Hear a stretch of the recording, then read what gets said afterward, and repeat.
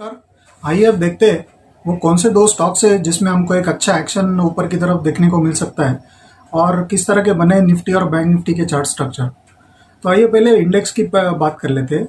तो आज जैसे हमने देखा कि निफ्टी और बैंक निफ्टी का एक एक्सपायरी का प्रेशर क्लियरली हमको मार्केट पे देखने को मिला। वीकली ऑप्शंस की जो एक्सपायरी थी, निफ्टी का जो आज का क्लोज आया वो 10,550 के आसपास का है, जो कि एक बहुत एक स्ट्रॉन्ग अपमूव उसमें देखने को मिला 120 पॉइंट के आसपास का।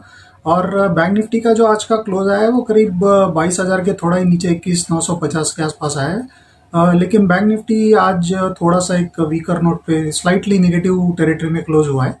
तो ब्रॉडली अगर हम लास्ट के कुछ दिनों से देखें तो पहले दोनों इंडेक्स एक रेंज में फंसे हुए थे। जहाँ तक निफ्टी का सवाल है तो निफ्टी 10,200 10,400 इस रेंज में कुछ दिन फंस गया था। एक दो दो तीन से चार सेशन उसके बाहर निकल ही नहीं पा रहा था उस रेंज के। और कल एक अच्छा ब्रेकआउट हमने ऊपर की तरफ उस रेंज का आते हुए देखा है। और आज निफ्टी ने उसका एक फॉलो थ्रू एक्शन भी दिया है ऊपर की तरफ। और जो प्रीवियस वीडियो में हमने बात की थी कि 10,580 से 10,600 तक के लेवल्स आ सकते हैं अगर निफ्टी 10,450 के आगे निकलता है, तो वो प्रिसाइजली हमको आज देखने को मिला है थर्सडे की वीकली ऑप्शंस की जो एक्सपायरी हुई है। तो इस तरह का एक अच्छा मोमेंटम निफ्टी में हमको क्लियरली देखने को मिल रहा है। जहाँ पिछले 2-3 दिन का अगर हम एक कंसोलिडेशन 3-4 सेशन का छोड़ दे तो लास्ट के 2 दिन में हमको एक अच्छा एक्शन ट्रैक्शन ऊपर की तरफ देखने को मिला है निफ्टी में। अभी निफ्टी के जो सपोर्ट बन रहे हैं वो ऑन द डाउन साइड एक 10,300 और 10,380, ये दो ऐसे लेवल्स है जिसमें एक अच्छा सपोर्ट निफ्टी के लिए उभर के आ रहा है। और on the higher side Nifty का एक जो रेजिस्टेंस जोन आ रहा है वो करीब 10,000, यहाँ से एक 100 150 पॉइंट ऊपर एक करीब उसका आ रहा है कि 10,680 700 समवेयर इस रेंज में निफ्टी को एक बहुत स्ट्रॉन्ग हर्डल पेश होगा। तो इतना आसान नहीं होगा निफ्टी के लिए 10,680 700 के आगे कंफर्टेबली सस्टेन करना या उसको क्रॉस करके कंफर्टेबली एक मूव उसके आगे कंटिन्यू करना। तो वहाँ पे एक रेजिस्टेंस निफ्टी के लिए बहुत स्ट्रांग है। और ऑन द डाउन साइड जैसे मैंने बताया कि 10,300 और 380 ये दो ऐसे लेवल से जहाँ पे एक बहुत स्ट्रांग सपोर्ट निफ्टी के लिए। तो ब्रॉडली ये एक रेंज लग रहा है जिसमें अगले 2 से 4 ट्रेडिंग सेशन के लिए इंडेक्स रह सकता है। जहाँ तक बैंक निफ्टी का सवाल है तो बैंक निफ्टी में भी हमको लगता है कि पहले जो एक रेंज बन गया था 21,500 के आगे बैंक निफ्टी निकल नहीं पा रहा था डिसाइसिवली। 21,500 700 ये एक उसका रेजिस्टेंस जोन बन गया था। और अभी एग्जैक्टली वही प्राइस जोन उसके लिए सपोर्ट का काम कर रहे हैं। हालांकि क्योंकि कल एक स्ट्रॉन्ग अच्छे अपमूव के बाद आज हमने भले ही बैंक निफ्टी में बहुत बड़ा कोई ऊपर की तरफ एक्शन नहीं देखा है, लेकिन आज एक गौर करने वाली चीज़ ये थी कि ड्यूरिंग डे मार्केट में जो डिप आए थे वो 21,800 पे कैप हो गए थे। और वहीं से एक अगेन हमको एक बाउंस बैक देखने को मिला था जो कि करीब 22,200-300 तक इंडेक्स में पुल बैक आ गया था। तो अभी ब्रॉडली ये 21,600-700, मतलब ब्रॉडली 21,500 से 700, ये जो 200 पॉइंट का एक उसका एक रेंज है।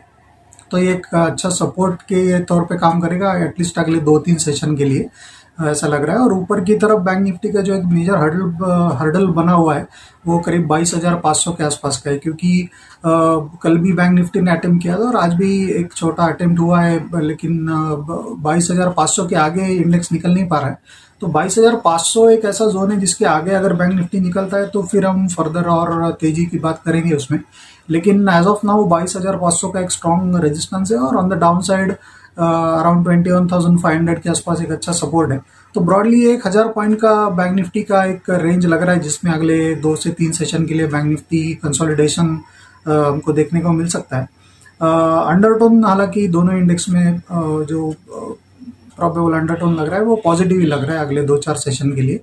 आइए अब देखते हैं वो स्टॉक्स पिक्स कौन से है जिसमें हमको एक अच्छा एक्शन ऊपर की तरफ देखने को मिल सकता है अगले 2-3 ट्रेडिंग सेशन में।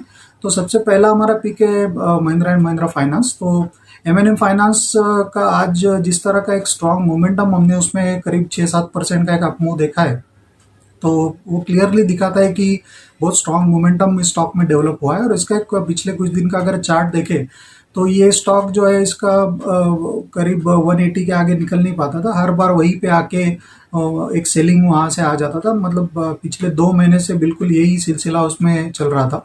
और आज काफ़ी दिनों बाद स्टॉक ने 180 के ऊपर एक डिसाइसिव क्लोज दिया है। 185 का आज का इसका क्लोजिंग प्राइस है। तो यहाँ से हमको लगता है कि एक टेक्निकल अच्छा ब्रेकआउट इसमें देखने को मिला है। स्ट्रॉन्ग मोमेंटम और पार्टिसिपेशन भी अच्छा खासा वॉल्यूम के तौर पे उसमें देखा गया है। तो यहाँ से लगता है हमको कि स्टॉक में 180 की तरफ अगर छोटी मोटी कोई भी गिरावट आती है तो उसमें एक खरीदारी का मन बनाना चाहिए, और स्टॉप लॉस इसके लिए प्लेस करना चाहिए अराउंड एक 174 के आसपास, 173-74 के आसपास। और ऊपर में इसके जो टारगेट बन रहे हैं वो करीब 205 तक के टारगेट इसके आ रहे हैं। तो ये एक स्टॉक एम फाइनेंस हमको लग रहा है बहुत पॉजिटिव है। दूसरा जो स्टॉक हमको अच्छा लग रहा है वो है जिसमें एक आज हमने एक दमदार एक्शन भी देखा है, मेटल इंडेक्स का एक अच्छा स्टॉक है टाटा स्टील। तो टाटा स्टील में हमको लगता है कि आज जिस तरह का इसमें एक 335 का क्लोज हमको देखने को मिला है, तो वो लगता है एक अच्छा मोमेंटम फिर से इसमें डेवलप हो रहा है लास्ट के कुछ दिनों बाद। मतलब काफ़ी दिनों से ये स्टॉक स्ट्रगल कर रहा था, 220-225 जोन के आगे निकल के सस्टेन नहीं कर पाता था। इस बार जो उसमें क्लोज आया वो करीब 335 का आया है। तो बहुत अच्छा एक उसमें एक ट्रैक्शन भी आज देखने को मिला है टुवर्ड्स एंड। तो हमको लगता है कि इसमें एक अच्छा फॉलो थ्रू ऊपर की तरफ आ सकता है। तो इस स्टॉक में कोई भी डिप अगर आता है 328 से 330 इस जोन की तरफ, तो इसमें खरीदारी का मन बनाना चाहिए। ब्रॉडली इसका जो स्टॉप लॉस बनेगा वो करीब 312 के आसपास का बनेगा। और इसमें जो ऊपर के टारगेट आ रहे हो करीब 360-65 तक के, 365 भी कंसिडर कर सकते हैं। तो ये ब्रॉडली उसमें लग रहा है कि एक अच्छी खासी अपमूव स्टॉक में आ सकती है। तो ये दो स्टॉक है जो हमको अच्छे लग रहे हैं अगले एक momentum trading point of view से। एक महिंद्रा एंड महिंद्रा फाइनेंस और दूसरा है टाटा स्टील।